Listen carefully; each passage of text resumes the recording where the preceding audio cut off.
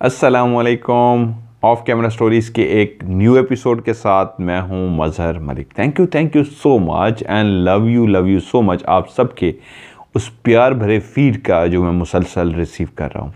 राज जी अल्हम्दुलिल्लाह शुरू होने जा रहा है और जो आपको मैं हफ्ते में 3 कहानियां सुनाता हूं, अब उसकी जगह पे आप एक स्टोरी सुन सका करेंगे। जिस तरह पहले आप अपनी स्टोरी हफ्ते में मंगल वाले दिन को सुनते थे, उसी तरह इंशाल्लाह वो अपनी स्टोरी को मंगल वाले दिन सुन सकेंगे। बहुत फरमाइशें आई हुई थी कि चिल्ले के ऊपर कोई सच्ची कहानी जो हो प्रोग्राम में शामिल करें। कुछ शामिल कर भी चुका हूं, तो एक काफ़ी दिनों से एक सच्ची कहानी आपके साथ शेयर करना चाह रहा था। अमलियात, चिल्ला करने वाले लोग, कोई नूरानी, सिफली, काला, जंतर मंतर तंत्र, जितने भी हैं, जो भी करने वाले हैं, इल्म रखने वाले हैं, तो उसी में से एक आज मैंने एक सच्ची कहानी चूज़ की है जो ख्वाहिश है कि आप लोगों के साथ शेयर करूं। नाम जो है इस किरदार का, जो एक हकीकत में किरदार है, इस वक्त भी ज़िंदा है, उसका नाम मैं फ़र्ज़ी रखने जा रहा हूं। फ़र्ज़ी नाम रख लेते हैं बशीर। ये कहानी है बशीर की और कहानी है लाहौर की। ये लोकेशन आज भी लाहौर में मौजूद है, क्योंकि मैं यहाँ पे इन्वेस्टिगेशन करना चाह रहा हूँ, तो इसका नाम भी थोड़ा सा चेंज कर दूंगा। लेकिन ये वादा रहा आप लोगों के साथ, जब यहाँ पे इन्वेस्टिगेशन करने के लिए पहुँचूँगा तो इसकी लोकेशन पे पहुँचते ही यहाँ पे उसका आपको रियल नाम बताऊँगा कि ये जगह है जिसके बारे में मैंने आपको कहानी सुनाई थी, जहाँ पे अब कब्रिस्तान है। आज से तकरीबन 50 साल पहले वहाँ पे शमशान घाट था, जहाँ पे हिंदू मज़हब से ताल्लुक़ रखने वाले लोग अपने मुर्दों को वहाँ पे जलाते थे। अब भी वो जगह मौजूद है और बहुत ज़्यादा हॉन्टेड है। इंशाल्लाह ज़िंदगी बखैर तो वहाँ पे मैं राज प्रोग्राम के इंशाल्लाह इन्वेस्टिगेशन करूँगा जल्द ही इंशाल्लाह। तकरीबन 50 साल पुरानी ये जो कहानी है, बशीर उस वक्त तकरीबन 8 से 9 साल का एक बच्चा था। स्कूल जाता और वापस आता, खेलता और रात को जल्दी सो जाता।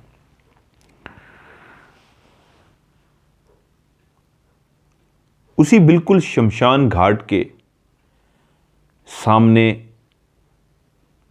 बशीर और उसके माँ बाप एक फ्लैट में रहते थे। बशीर के कमरे के अंदर जो खिड़की थी वो बिल्कुल उसी शमशान घाट की तरफ खुलती थी। अक्सर रात को जब वो खिड़की से झांकता तो कभी ना कभी उसको साइडों पर लकड़ियां रख के मुर्दे को जलाते हुए कुछ लोग नजर आते, जो समझ ना सकता कि ये क्या हो रहा है, ये मंजर क्या है। लकड़ियां रखी हैं और ऊपर एक बंदा लेटा हुआ है और उसको आग लगा रहे हैं। बहुत दफ़ा देखता था, लेकिन वहाँ पे एक अजीबोगरीब बात यह थी, जहाँ पे लोग मुर्दे को जला रहे होते थे, वहीं साइड पे एक दरवेश, एक मलंग बाबा, एक साधु, उस वक्त वो बशीर नहीं वाकिफ था वो कौन है, लेकिन उसकी नज़रों में एक कोई बूढ़ा सा शख्स था जिसने गले में बहुत ज़्यादा लॉकेट, मालाएं पहनी हुई थी। वो वहाँ पे बैठा रहता, किसी से बात ना करता। अक्सर वो उसको देखता, वो चुप करके बैठा होता था। जहाँ पे वो खिड़की से बाकी सारी मंजर को देखता, तो वहाँ पे उस एक कोने पे बैठे हुए उस बुजुर्ग को भी देखता, उस शख्स को भी देखता जो खामोशी के साथ बैठा कुछ पढ़े जा रहा होता। उसकी कभी कभी होंठ उसको हिलते हुए नजर आते और उसके दिल में ख्वाहिश पैदा होती, मैं जाके कभी इस बाबे से मिलूं। एक रात ऐसा ही हुआ, 9, साढ़े 9 या 10 बजे का मोमेंट टाइम था। उसने देखा आज माँ बाप जल्दी सो गए हैं, उसको घर से निकलने का मौका मिल गया।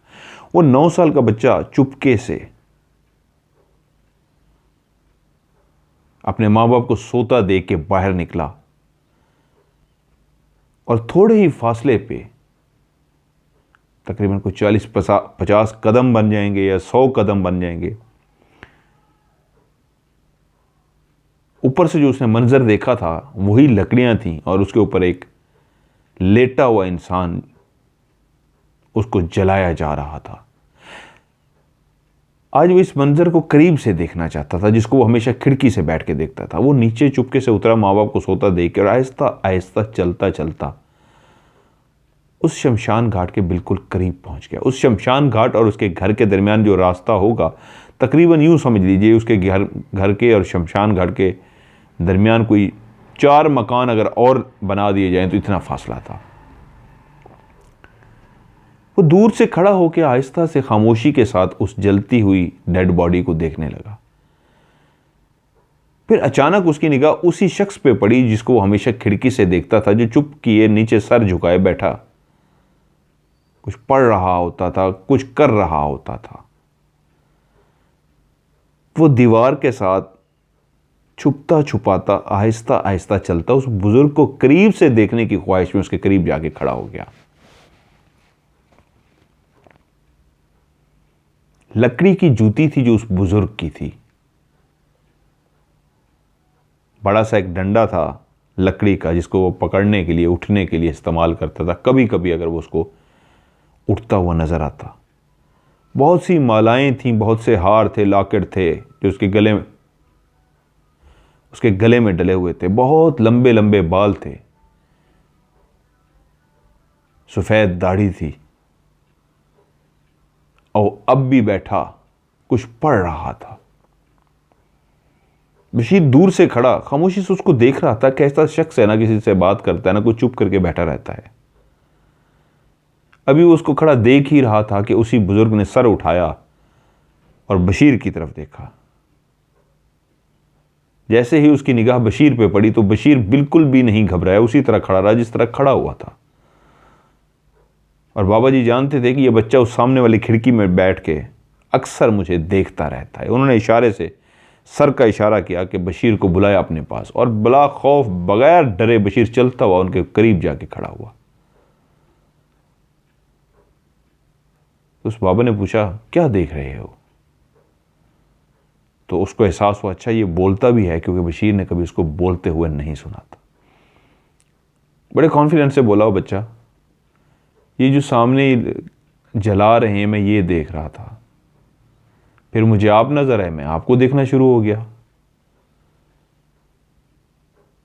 वो मलंग बोला, तुम्हें डर नहीं लगता? नहीं, मुझे डर नहीं लगता। उन्होंने कहा, रात का इतना टाइम हो गया, तुम अपने घर से आ गए हो, तुम बिल्कुल नहीं डरे? नहीं। उसने कहा, मुझे डर नहीं लगता। उसने कहा, बेटा बहुत लेट नाइट है, बहुत अंधेरा है और रात का टाइम है, तुम्हारे माँ बाप परेशान होंगे, घर जाओ। उसने कहा, वो सो गए थे इसलिए मैं नीचे आ गया। वो बुजुर्ग उस बच्चे का कॉन्फिडेंस लेवल देख के हैरान हो रहा था कि बगैर किसी खौफ के वो बच्चा खड़ा देख रहा था सब कुछ। यकीनन इतना तो वो जानते थे कि ये एक बहादुर बच्चा है। प्यार से, शफकत से उसको कहा, जाओ और जाके सो जाओ। बिल्कुल एक फर्माबरदार बच्चे की तरह उसने कहा, अच्छा जी, और मुड़ा और अपने घर की तरफ चला गया। खिड़की में एक दफा पहुंचा, झांका, नीचे देखा और खिड़की बंद करके सो गया। अगले दिन जब स्कूल से वापस आया तो उसके दिल में ख्वाहिश पैदा हुई कि वो दोबारा से उस बाबा जी के पास जाए। तो उस दिन शाम के टाइम ही, जो उसने कभी ऐसा किया नहीं था, लेकिन उस रात, उस शाम वो बाबा जी के पास चला गया। कल रात तो वो थोड़े से दूर कुछ फासले पे खड़े होकर बातें कर रहा था, आज वो बिल्कुल उनके करीब जाके खड़ा हो गया।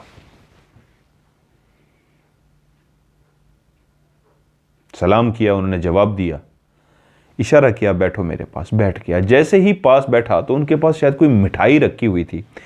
उन्होंने एक मोतीचूर का लड्डू उठाया और बशीर को कहा, खाओ बच्चे। बशीर ने फौरन से वो मोतीचूर का लड्डू लिया और वहीं पे बैठ के खाना शुरू हो गया। बहुत ही मज़े का लड्डू था। उसके जहन में ये कतन ख्याल नहीं था ये कहाँ से आया, तो बाबा जी सारा दिन यहाँ पे बैठे रहते हैं, इनके पास कहाँ से आया। बस उसको ये पता था एक खाने वाली चीज़ है जो मुझे बाबा जी ने दी है, और वो खुशी से खाता रहा। जब खा लिया थोड़ी देर बैठा रहा तो बाबा जी ने सर पे हाथ फेरा और कहा अब घर जाओ। वो घर चला गया।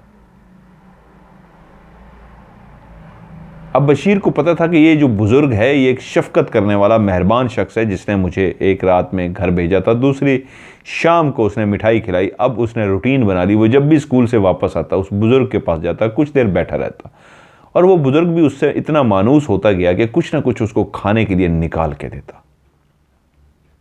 उसके पास बैठ के खाता, कुछ प्यार भरी छोटी छोटी बच्चों की एक उस उम्र की जो छोटी छोटी बातें होती हैं, मासूम सी, वो बातें करता और फिर अपने घर चला जाता।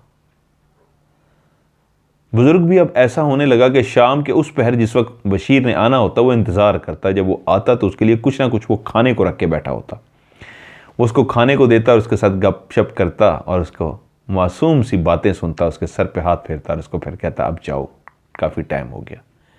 ये सिलसिला तकरीबन कोई 4 साल तक चलता रहा।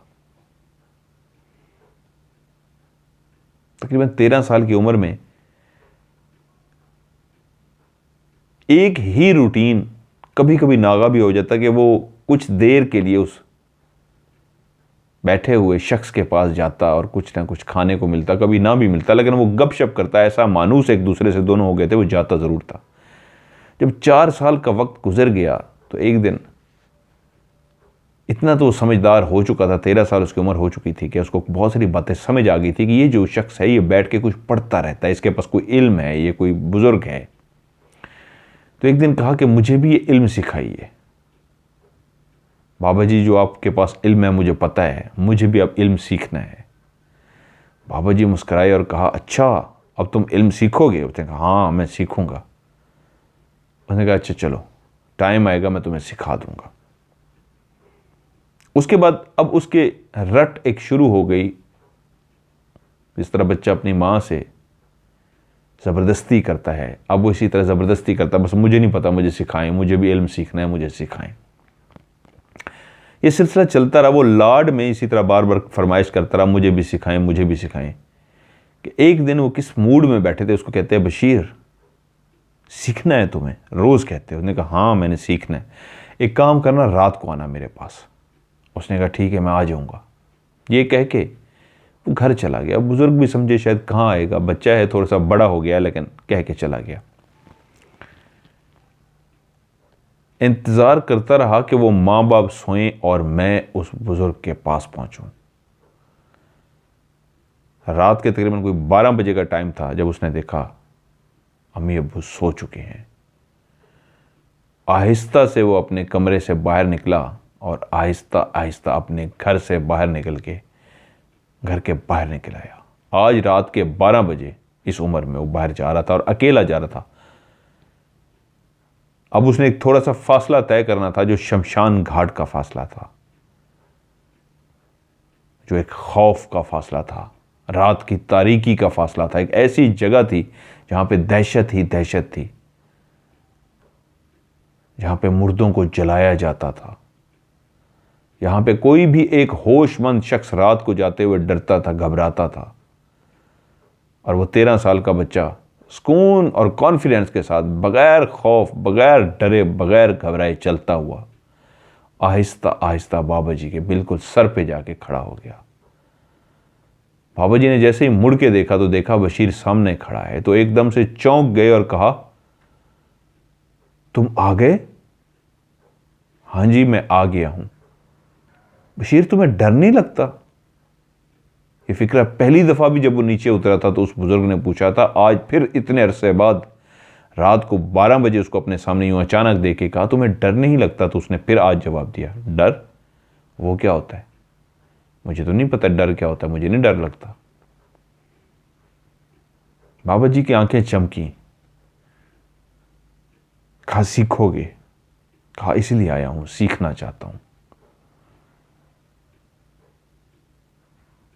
बाबा जी ने एक शापर जो उनके पास पड़ा हुआ था वो शापर उठाया, उसको कहा शलवार कमीज़ का जो पल्लू होता है कमीज़ का, उसको कहा पल्लू को आगे करो। उसने अपनी कमीज़ उठाई और यूं आगे कर दी। उन्होंने वो जो पूरा शापर था वो चनों से भरा हुआ था, भुने हुए चने थे छिलकों समेत। छिलके टूटे हुए नहीं थे, फुल थे उनके ऊपर छिलके भी। वो पूरा का पूरा शापर उठा के उसके कमीज के पल्लों में डाल दिया।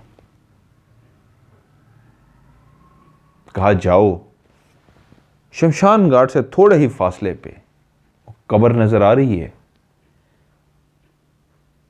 वो धंस गई हुई है, बैठ गई हुई है, काफी नीचे है। अब तुमने करना क्या है, उसके कब्र के ऊपर जाके बैठो, टांगे अपनी कब्र के अंदर लटका लो। ये जो खाली शापर है इसको अपने साथ रख लो। ये तुम्हें मैं कुछ पढ़ने के लिए बता रहा हूं, इसको पढ़ते जाना और पढ़ने के बाद वो चना इस खाली शापर में डालते रहना। 41 रातें बैठ के पढ़ना है। पढ़ लोगे? उसने कहा हाँ मैं पढ़ लूंगा।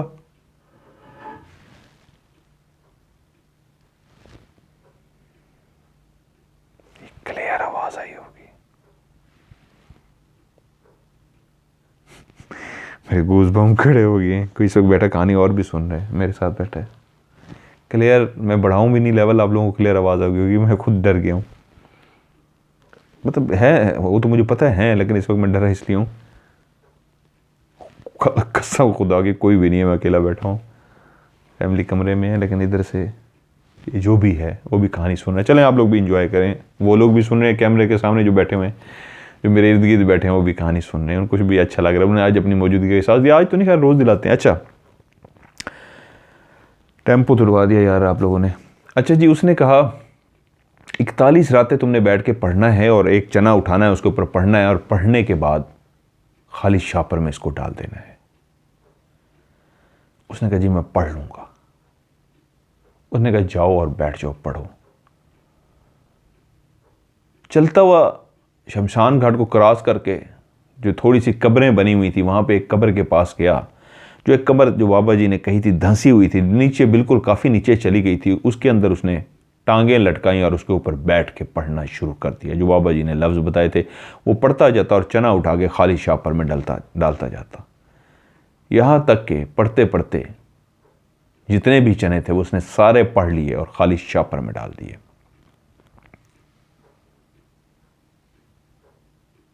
उसके बाद बाबा जी ने कहा था जब ख़त्म हो जाए तो जाके सो जाना। और जैसे ही उसने वो पढ़ाई ख़त्म की वो गया और जाके अपने बेडरूम में सो गया। बस फिर क्या था, वो रोज़ उस तरह जाता, बग़ैर खौफ के बग़ैर डर के बैठता, बैठ के पढ़ाई करता, और जब चने ख़त्म हो जाते, शापर भर जाता, तो वो जाके सो जाता।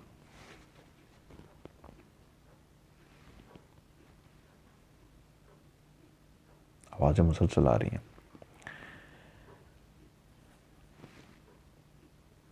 41 रातें उसने बैठ के पढ़ना था। पहली रात सुकून से गुजरी, दूसरी, तीसरी, चौथी, पांचवी, छठी, सातवीं, आठवीं, कुछ भी नहीं हुआ। और डर तो उसको लगता नहीं था, यहां तक कि वो पढ़ता रहा पढ़ता रहा पढ़ता रहा। और जब 40वीं उसकी रात थी तो उस दिन उसको बाबा जी ने बुलाया और कहा आज और कल की रात तुम्हारी आखिरी रात है। एक तो आज पढ़ोगे और एक कल आखिरी पढ़ोगे, 41 रातें पूरी हो जाएंगी। उन्होंने कहा जी बिल्कुल ऐसे है। उन्होंने कहा कल तुमने क्या करना है, कल आखिरी रात तुमने जितने भी चने हैं पढ़ते हुए तुम उसको शापर के अंदर डालते हो, तुमने कल रात शापर की बजाय चनों को पढ़ते जाना है उसी तरीके, और कब्र के अंदर डालते जाना है। उसने कहा ठीक है। 41वीं रात को जब वो पढ़ने के लिए बैठा तो आज भी उसके अंदर खौफ बिल्कुल नहीं था, खामोशी थी। शमशान घाट, घुप अंधेरा, कोई आम इंसान के लिए कलेजा निकालने के लिए खौफ, ये वीराना, ये शमशान घाट सब काफ़ी था। लेकिन शमशान घाट से भी आगे एक छुपी हुई जगह, एक वीरानी जगह, एक भयानक सी जगह में बैठ के जहाँ रोज़ पढ़ता था, आज भी बैठा वहाँ पे टांगे लटकाए उसने पढ़ना शुरू कर दिया। वो पढ़ता जाता और साथ साथ चना कब्र के अंदर ही डालता जाता। पढ़ते पढ़ते यहाँ तक कि उसके हाथ में सिर्फ एक चना रह गया, जितने भी चने थे वो सारे पढ़ के कब्र में डाल चुका। जब आखिरी चना वो पढ़ रहा था तो पढ़ते हुए जैसे ही उसने मुकम्मल किया और उठा के उसने जैसे ही कब्र के अंदर फेंका, उसी लम्हे किसी ने उसकी टांग जो दोनों वो नीचे लटका के बैठा था, एक पाँव फिर किसी का हाथ आया और तेजी के साथ उसने उसको नीचे खींच लिया। जैसे ही उसको नीचे खींचा गया तो वो इतनी तेजी से नीचे गिरा जैसे वो किसी बहुत बड़े गहरे कुएं में गिरता जा रहा हो,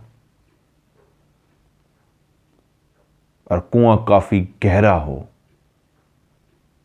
क्योंकि उसको कुछ सेकंड ऐसे लगा कि वो गिरता ही जा रहा है, नीचे गिरता ही जा रहा है, यहां तक कि बिल्कुल नीचे जब वो जाके गिरा तो वो जिस चीज ने भी उसको पांव से पकड़ा था, उठा के उसको पटका नहीं था, उसको खींच के इस तरह लेके गई थी कि जब वो बिल्कुल नीचे पहुंचा तो वो उल्टा लटका हुआ था। किस चीज ने उससे ऊपर पांव से पकड़ा हुआ था, उसका सर नीचे था। लेकिन जिस जगह पे वो पहुंचा था वो एक और दुनिया थी। जैसे ही वो नीचे जाके उल्टा, जिस चीज ने उसको पकड़ा हुआ था उल्टा, वो जैसे ही नीचे रुका तो उसने अपने चारों तरफ देखा कि आंखें हैं मुसलसल जो उसकी तरफ मुतवज्जो हो गई हैं, जैसे बहुत से लोग इर्द गिर्द फिर रहे थे, वो सब रुक के उसको देखना शुरू हो गए। वो कौन लोग थे? वो इंतहाई भयानक शक्लों वाले थे। किसी के सर पे सींग थे, किसी की एक आंख थी, एक आंख ही नहीं थी, किसी की दोनों आंखें बिल्कुल खाली थीं, उन आंखों के आर पार नजर आता था, तो किसी की आंख बिल्कुल खून से भरी हुई थी, उसमें से खून टपक रहा था। किसी का आधा चेहरा था, आधा चेहरा ही नहीं था। वो इतने भयानक थे, वो इतने भयानक थे, उसने इससे पहले जिंदगी में इतनी खौफनाक चीजें नहीं देखी। वो सारे जिन्नात थे जो अपने असली रूप में फिर रहे थे। जैसे जानवर के, बकरी के सर पे सींग होते हैं, ऐसे काफी सींगों वाले फिर रहे थे।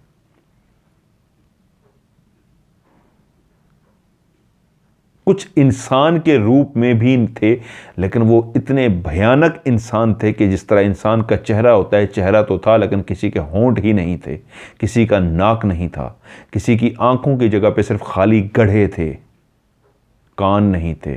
अगर किसी का सर था तो नीचे धड़ नहीं था, सर उड़ता फिर रहा था, और अगर किसी का धड़ था तो ऊपर सर नहीं था, इंसान की तरह धड़ था, चलता फिरता हुआ, बाजू भी थी, टांगी भी थी, लेकिन ऊपर सर नहीं था, गर्दन नहीं थी।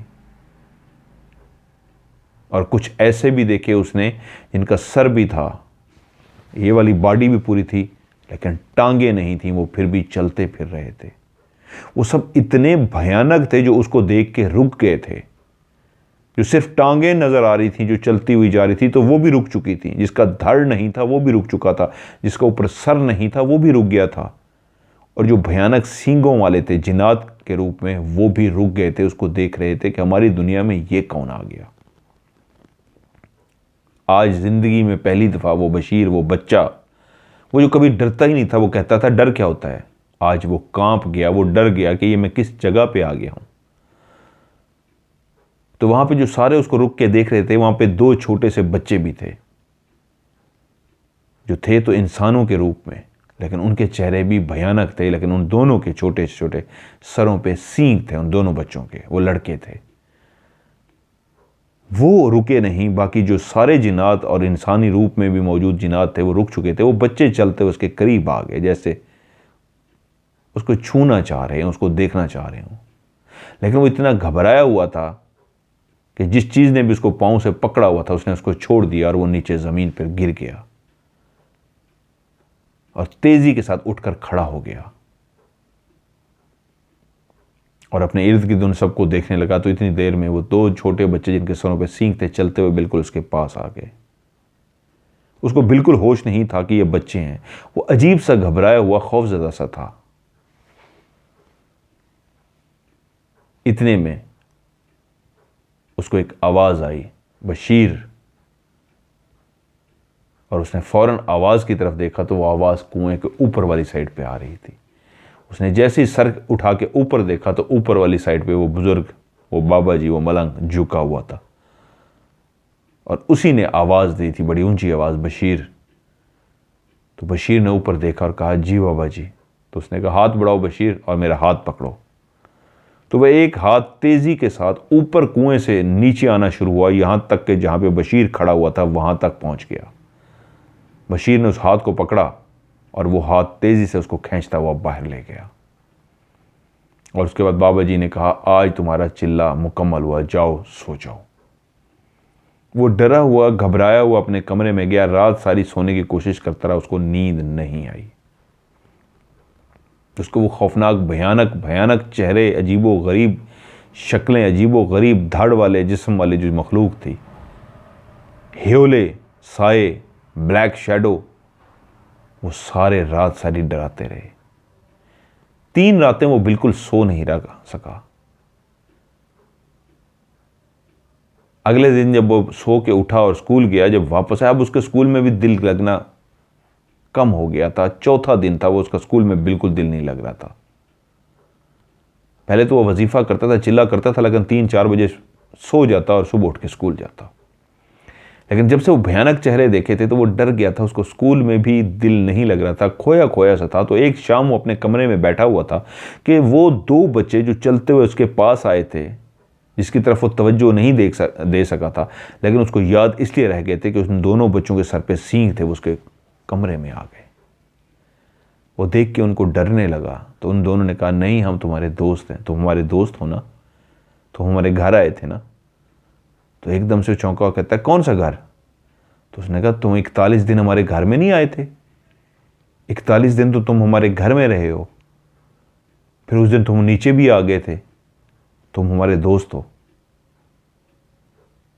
बशीर के अंदर से खौफ खत्म हो गया, उसको लगा वाकई उसके दोस्त हैं। बस फिर क्या था, उन दोनों की और बशीर की जबरदस्त दोस्ती हो गई। अब वो रोज रात को उसके पास आते, उसके साथ खेलते, गपशप करते। और एक दिन उन्होंने कहा, हम अपने और दोस्तों को भी तुम्हारे पास ले आए। बशीर ने कहा, हाँ ले आओ।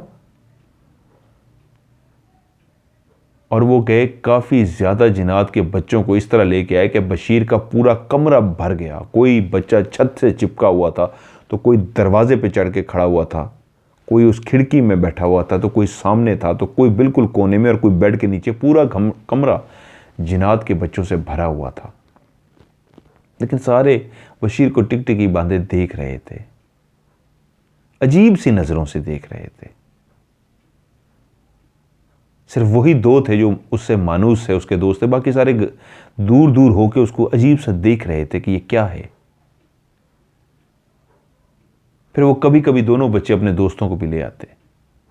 एक दिन उन दोनों जिन्नात के जो जिनके बच्चे थे सींग वाले, उनमें से एक ने कहा, तुम हमारे बहुत अच्छे दोस्त हो, हम तुम्हें अपने कभी गांव लेके चलें?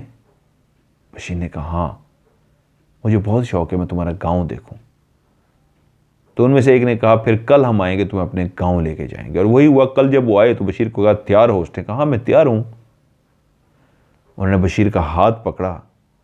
बशीर कहता है कि जैसे ही उन्होंने मेरा हाथ पकड़ा तो मैंने एक कदम उठाया ज़मीन से। जैसे ही दूसरा कदम उठा के ज़मीन पे रखने लगा तो मुझे एहसास हुआ मैं ज़मीन पे नहीं हूं, मैं उड़ रहा हूं।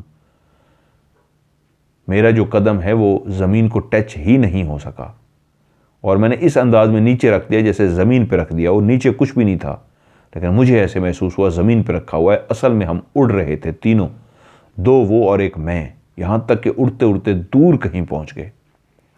वहाँ पे सब वही सेम मखलूक थी जो मैंने उस कुएं के नीचे देखी थी। वही उसी तरह शैडो, उसी तरह सर कटे धाड़ वाले, सिर्फ टांगों पे चलते हुए, आंखों के आर पार नजर आने वाले। लेकिन सब के सब उस वक्त बशीर को देख के रुक गए, और उनमें से जितने भी बच्चे थे वो सारे भाग गए। बशीर चौंका और उसने कहा, ये बच्चे मुझे देख के डर क्यों रहे हैं? तो उसके दोस्त बोले, इन्होंने कभी आदमज़ादा यानी इंसान आदम, इन्होंने कभी आदमज़ादा नहीं देखा। इंसान की तरफ ये दूर रहते हैं, ये इंसानी आबादी से बहुत दूर हैं, कभी इनका इंसानों से पाला ही नहीं पड़ा। तो इसलिए ये जो बच्चे हैं और बड़े हैं तुम्हें देख के इसलिए हैरान हो रहे हैं, ये हम में कौन आ गया हुआ है। क्योंकि ये बड़े तो जानते हैं आदमजात को, बच्चों को बिल्कुल नहीं पता इंसानों का। ये कभी माँ बाप ने उस तरफ जाने ही नहीं दिया, इसलिए बच्चे तुम्हें देख के डर गए हैं, भाग गए हैं कि ये क्या चीज़ आ गई है। और तुम इंसान हमेशा जिन्नात से डरते हो, देखो जिन्नात के बच्चे तुमसे डर गए हैं, क्योंकि उन्होंने कभी आदमजात को देखा ही नहीं है। उसने काफ़ी टाइम वहाँ पे गुजारा, वो उसको दिखाते रहे। हर तरफ उसी तरह के ही लोग थे जो देखते और रुक जाते।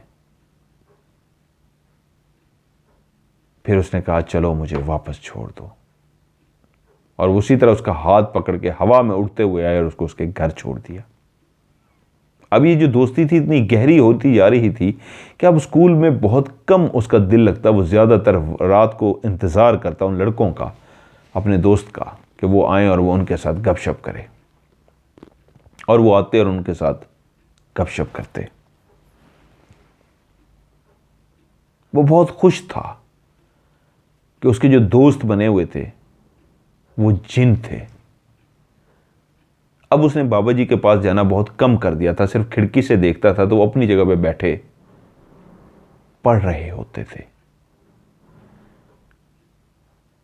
अब उसके अंदर बेचैनी होती थी, तो उन दोस्त जो उसके थे, जो अक्सर उसके कमरे में रात को आए रहते थे और आते उस वक्त थे जब माँ बाप सो जाते थे, तो वो उनके इंतज़ार करता, उनके साथ खेलता था, उनके साथ बहुत खुश होता था। बाबा जी को सिर्फ खिड़की से देख लेता था। एक रात उसके दोस्त और वो बैठे आपस में गपशप कर रहे थे। लालटेन, ये वो दौर था जब बिजली नहीं होती थी, लालटेन होते थे, दिए जलाए जाते थे। वालिद साहब ने देखा कमरे के अंदर अभी तक रात का 1 बज चुका हुआ है, लालटेन या दिया जो जल रहा था, ये रोशनी कैसी आ रही है।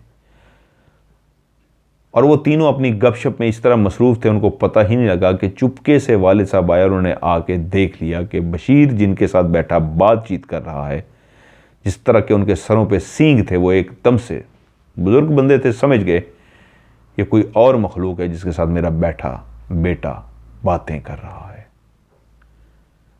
वो समझ गए कि ये किसी इंसान के बच्चे नहीं हैं, ये किसी और मखलूक से हैं। वो चुप करके वापस चले गए। इतना अंदाज़ा हो गया कि इनकी बातों से, इनकी आपस की फ्रैंकनेस से, बेतकल्लुफ़ी से पता लग गया कि आज नहीं मिल रहे, पुराने मिल रहे हैं। सुबह उठते ही बेटा जब स्कूल जाने लगा तो उसको बाप ने बुला लिया। उसको कहा स्कूल से जब छुट्टी करके आना, आज मैं घर पे हूँ, मुझसे लाजमी मिलना, एक तुमसे बात करनी है। वो स्कूल गया, जब छुट्टी हुई सीधा बाप के पास आया और पूछा जी अबू जी बताइए। तो बाप ने पूछा रात तुम किसके साथ बैठे बातें कर रहे थे। पहले तो एकदम से चौंका और इस तरह बहाना बनाने की कोशिश की, कौन अबू जी, किसके साथ। तो बाप ने कहा बेटा मैंने देख लिया है उनको, मैं रात कमरे में आया, अंदर नहीं आया, लेकिन उनको दोनों को मैंने देख लिया था जिनके सरों पे सींग हैं, उन्हीं की बात कर रहा हूं। तो उसको पता लग गया कि बाप को पता लग गया। उसने कहा जी अबू मेरे वो दोस्त हैं। कौन है वो दोनों। उसने कहा अबू वो जिन है, जिनों के बच्चे हैं। उसने कहा वो तो रात मुझे भी शक पड़ गया था कि ये इंसानों में से नहीं है, ये कोई और मखलूक है, ये जिन्नात के ही बच्चे हो सकते हैं, तुम्हारे दोस्त कैसे हुए। उसने कहा अबू जी मैंने चिल्ला किया था। बाप हैरान हुआ, कौन सा चिल्ला। उसने कहा मैंने 41 रातें चिल्ला किया था। कहाँ पे चिल्ला किया, एक मासूम बच्चा कैसे चिल्ला कर सकता है। बाप परेशान हो रहा है। वो कह रहा है अबू जी मैंने सामने जो शमशान घाट है उसके साइड पे जो कब्रिस्तान है वहाँ पे चिल्ला किया। उसने कहा किसने करवाया तुम्हें चिल्ला। उसने कहा वो जो बाबा जी बैठते हैं उन्होंने चिल्ला करवाया। उसने कहा चलो मुझे बाबा जी दिखाओ। बाप था, डर गया, कहा आइए। बाप को लेकर सीधा उस जगह पे पहुंचा जहाँ पे बाबा जी बैठते थे। लेकिन आज जैसे ही वो उस जगह पे पहुंचा तो आज ऐसा था कि बाबा जी वहाँ पे नहीं थे। वो परेशान हुआ और कहा यहाँ पे बैठते हैं बाबा जी। उसने कहा मुझे तो कभी नजर नहीं आया, कहाँ है बाबा जी। उसने कहा जी यहीं पे होते हैं, इस वक्त नहीं है, आप बेशक किससे पूछ लें। बाप ने कहा बताओ किससे पूछो, मैं भी तो देखूँ ना कौन है बाबा जी। तो वहीं शमशान घाट पे जो आग लगाता था, जो वहाँ का एक मुलाजिम था, उसके पास गए और कहा कि यहाँ पे कोई बाबा जी बैठते हैं।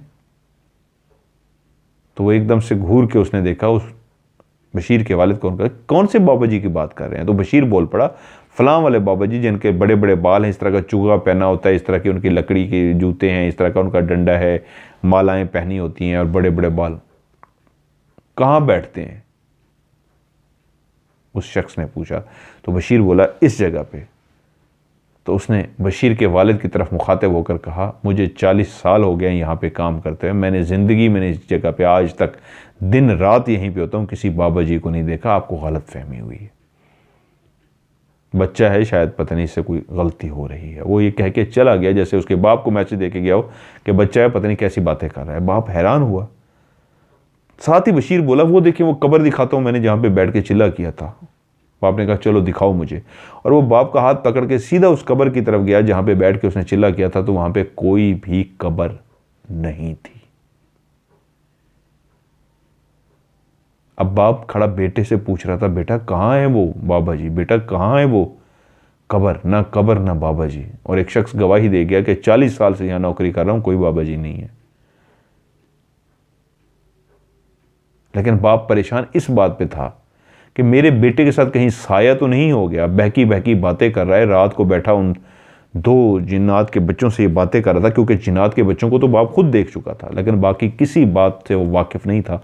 तो इस नतीजे पे पहुंचा कि मुझे अपने बेटे का इलाज करवाना है। मेरा बेटा यकीनन सी बात है इस मखलूक का शिकार हो चुका है, वो इस मखलूक ने मेरे बेटे को घेर लिया है।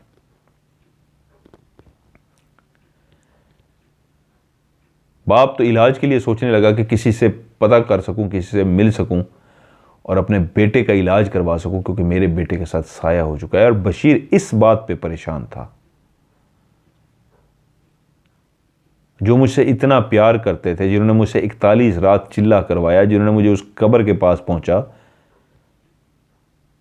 कब्र के अंदर मैं गिरा तो एक कुआं नुमा चीज के अंदर गिरता ही चला गया। और वहीं पे जहां पे मैंने ऐसी खौफनाक मखलूक देखी, ऐसे भयानक लोग देखे, तो वहीं मुझे बचाने वाला जो हाथ नीचे तक पहुंचा था उसी बुजुर्ग का ही था, जिसने आवाज दे के मुझे मुखातिब किया था और बाहर निकाला था। उसके बाद वो 2 बच्चे जो वहीं पे नजर आए थे, वही मेरे घर, मेरे कमरे में आके रोज मुझसे मिलते रहे, यहां तक कि अपने दोस्तों को भी लेके आए। फिर मेरा हाथ पकड़ के मुझे अपने गांव भी घुमाने के लिए ले गए, मुझे गांव भी अपना उन्होंने दिखाया, लोगों से मिलवाया। मेरे बाप ने भी मेरे उन दोनों दोस्तों को भी देख लिया, लेकिन ये क्या माजरा है कि ना ही बाबा जी हैं, ना ही वो कब्र है कहीं। तो वो इंतजार में बैठ गया कि फिर आज रात जब वो मेरे दोस्त आएंगे तो उनसे मैं ये सारे सवालों का जवाब जरूर लूंगा। अब वो खुद मेंटली तौर पे अजीब सा हो गया था कि ये मेरे साथ क्या हुआ है, ये कैसा वाकया हुआ है मेरे साथ। रात का वो पहर इंतजार करते करते आ गया जिस वक्त वो दोस्त उसके कमरे में आते थे और उससे बातें करते थे।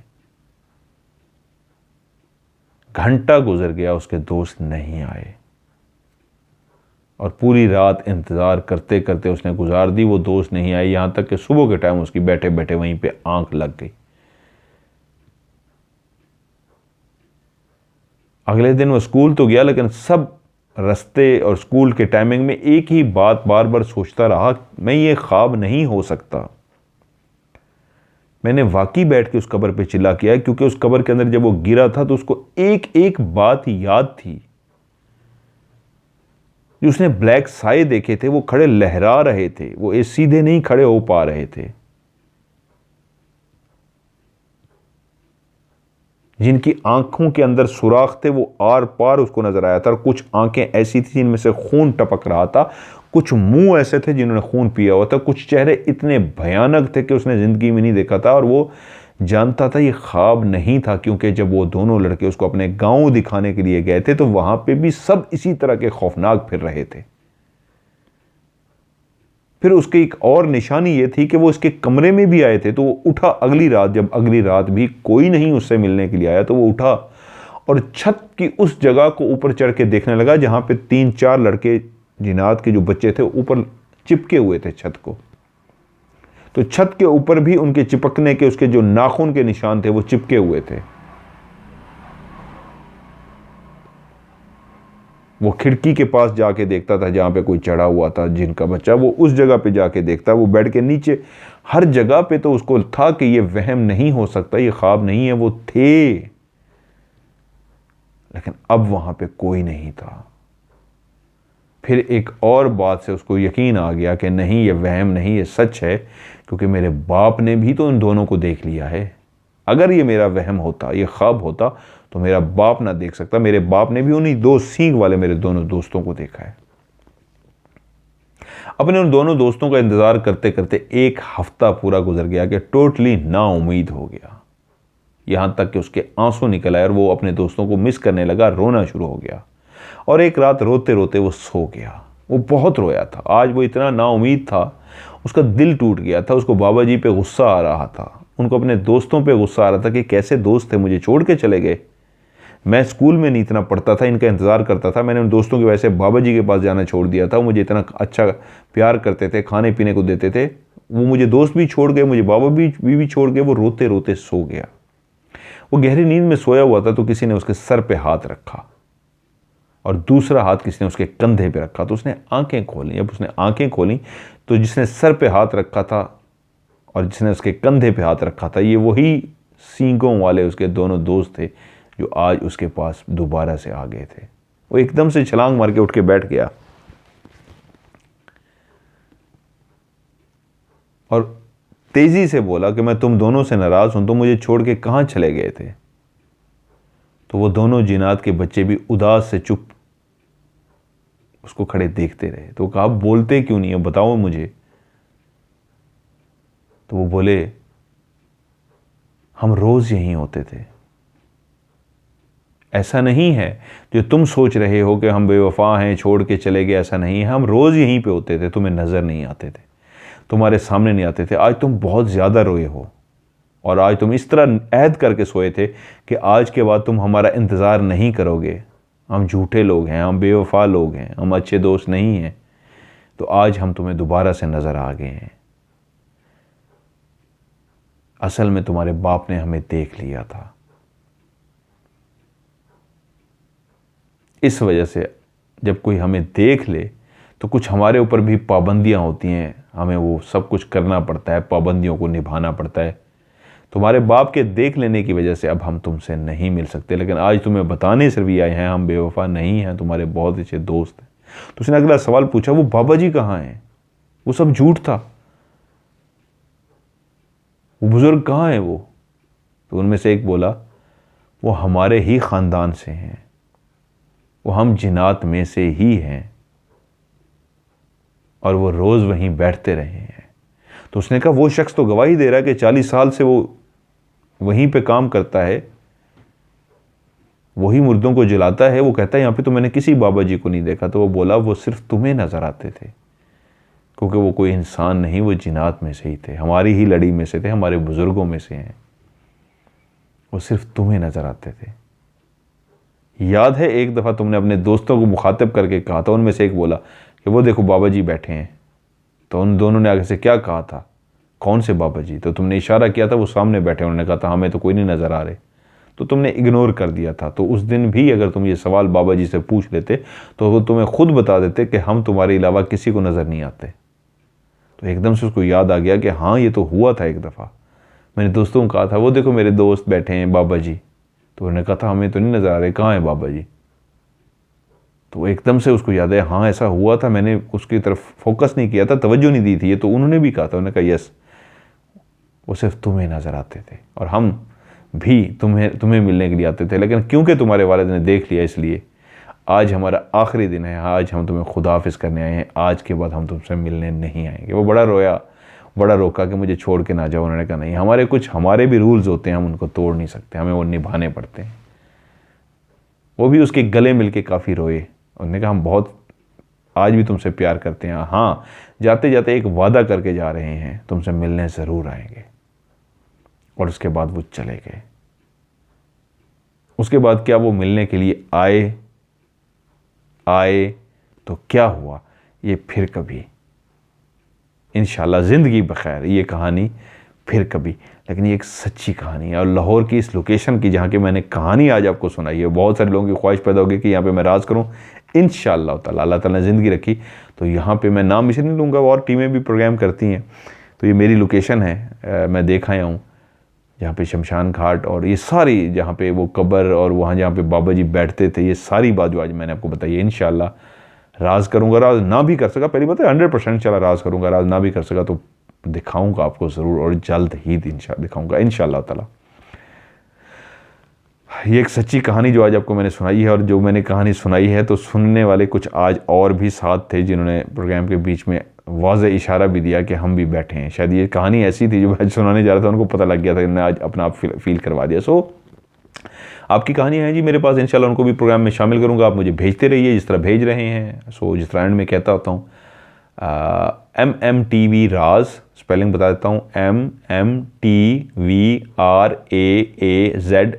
@ mmtvraz@gmail.com, mmtvraz@gmail.com। इस पर आप मुझे मेल की सूरत में भी कहानी भेज सकते हैं। और व्हाट्सअप नंबर है मेरा, जो पाकिस्तान से बाहर बैठे हैं वो मिलाएंगे पाकिस्तान का कोड प्लस जमा यानी कि 9231366550। रिपीट कर देता हूँ, +923136655500। और जो पाकिस्तान में है वो सिर्फ मिलाएंगे 0313665550। वॉइस अगर रिकॉर्ड करके भेजेंगे तो डिलीट तब तक नहीं करना जब तक मैं कहानी को प्रोग्राम में शामिल ना कर लूँ। जब प्रोग्राम में कहानी शामिल हो जाए उसके बाद बेशक आप डिलीट कर दें। लिख के भेजेंगे तो इंशाल्लाह वो मैं जल्द ही रोमन में लिखें, उर्दू में लिखें, इंग्लिश में लिखें, इंशाल्लाह मैं उसको प्रोग्राम में शामिल करूँगा। सो राज इंशाल्लाह जी शुरू करने लगा हूँ। बस आप लोगों की दुआएं चाहिए, आप लोगों का प्यार चाहिए और आप लोगों का प्यार भरा फीडबैक चाहिए। सो आज के प्रोग्राम से मुझे दीजिए इजाज़त, इस नेक ख्वाहिशात और इन नेक ढेर सारी दुआओं के साथ कि अल्लाह ताला आप सबको हमेशा न सिर्फ अपनी हिफ्ज़ व अमान में रखे बल्कि आप सब पे अल्लाह ताला की रहमत ख़ास हो। आमीन सुमा आमीन। जज़ाकल्लाह। अल्लाह हाफ़िज़।